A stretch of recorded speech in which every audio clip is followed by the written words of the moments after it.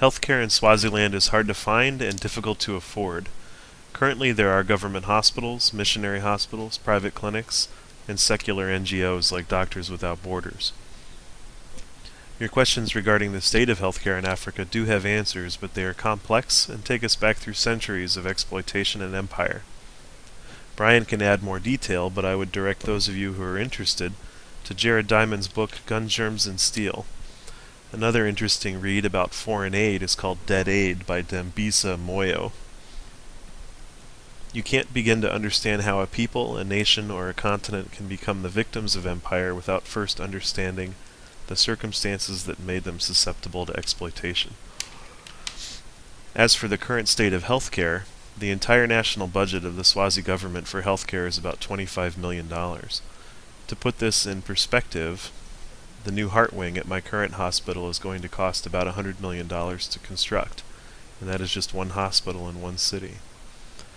There is a severe paucity of resources, and accepting the free aid given by secular NGOs and the missionaries, the distribution of resources is not equitable. Since the HIV/AIDS epidemic began, the once improving health standards and life expectancy of sub-Saharan Africa went into rapid decline. The life expectancy, which was once 62 and very close to the Western world, has declined to 32 in Swaziland.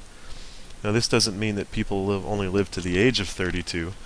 This means that so many young people are dying that they bring down the average. What are they dying from? The top 10 causes of death in sub-Saharan Africa are HIV/AIDS, malaria, pneumonia, diarrheal illnesses, death at birth and maternal death, measles, heart disease and stroke, and tuberculosis. In young people your age, the top 10 causes are malaria, pneumonia, diarrhea, perinatal death and maternal death, HIV and AIDS, measles, pertussis, car accidents, tetanus, and malnutrition. HIV/AIDS has become the single biggest killer in Swaziland, with between 30 and 50% of the people infected. More than half of those also have tuberculosis. This is a big problem because it takes 3 very expensive medicines to treat HIV and 4 to 5 to treat tuberculosis. Both HIV and TB are increasing in Swaziland. The spread is the biggest problem facing South Africa and Swaziland. The World Health Organization has warned that if HIV continues unchecked in Swaziland, the country may cease to exist. The biggest factors driving this epidemic are poverty, education, attitudes, health resources, and malnutrition, as well as a lack of infrastructure to deal with the problem. Poverty is the root of most of these causes. If you remember what I said before, 75% of Swazis are subsistence farmers, and most of these people live on less than $1 a day. This means that people have no money for access to education or for health care. Education plays a big role in raising health knowledge about HIV and the other diseases killing Swazis. Education also makes people less susceptible to con men that would sell them bad advice. In Africa, those people are witch doctors and AIDS denialists. We have our own charlatans here in the US as well, and they sell similar snake oils. Attitudes have not helped either. Much like here, the government of Swaziland and South Africa ignored the problem at first. And I'll provide a link to some other videos in the bar about the origins of HIV and AIDS denialism.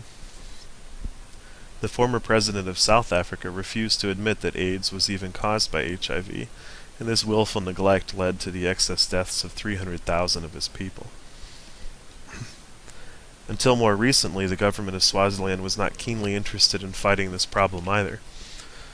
Now the King of Swaziland, who is an absolute monarch and holds all of the power in the country, and the South African governments are more committed to evidence-based treatment, education, prevention, as well as promoting monogamy, condom use, and testing. Remember, Swazis can have multiple wives. The king has 16 by himself, so pushing monogamy there is really important. Condom use is also really important. HIV is primarily spread here from mother to child and from husband to wife. So abstinence programs and some religions who preach against condom use have done more harm than good. Witch doctors sow misinformation and mistrust about modern medicine amongst the largely uneducated and superstitious population. And sadly, women don't share the same independence and rights as we do here. They are not typically allowed to refuse advances from their husbands, and they must get tested in secret because their husbands will refuse to support them, will threaten to leave them, or even hurt them. Who does HIV affect? It affects everyone. Men that have it give it to their wives. Remember, they're allowed to have several.